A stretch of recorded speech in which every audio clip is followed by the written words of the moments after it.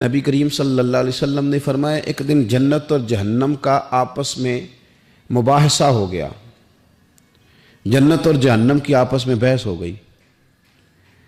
جہنم کہنے لگی کہ میرے اندر جو لوگ آئیں گے نا وہ بڑے بڑے سردار، بڑے بڑے متکبر، بڑے بڑے جبار، بڑے بڑے لوگ آئیں گے.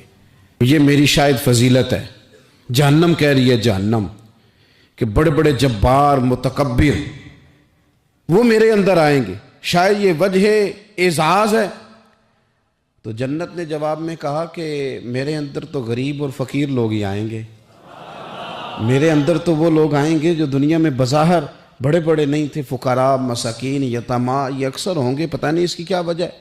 جب دونوں آپس میں گفتگو کر رہے تھے نا تو رسول کریم صلی اللہ تعالیٰ علیہ وسلم فرماتے ہیں اللہ تعالیٰ نے پھر جنت سے فرمایا، اللہ نے جنت سے فرمایا کہ تو میری رحمت ہے اور میں اپنے بندوں میں سے جس پر رحمت کروں گا نا تیری صورت میں اس پر رحمت کر دوں گا. چونکہ جنت میری رحمت ہے تو میں تیری صورت میں اس پہ رحمت کر دوں گا.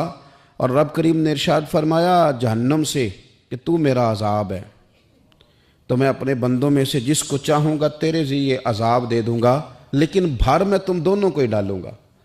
بھر جنت بھی جائے گی، بھر جہنم بھی جائے گی، لیکن جس کو جہنم میں ڈالا جائے گا اس کو اللہ جہنم کے ذریعے عذاب دے گا، اور جس کو جنت میں ڈالا جائے گا اسے اللہ جنت کی صورت میں اپنی رحمت عطا فرمائے گا. اور یہ دونوں خود گواہیاں دے رہی ہیں.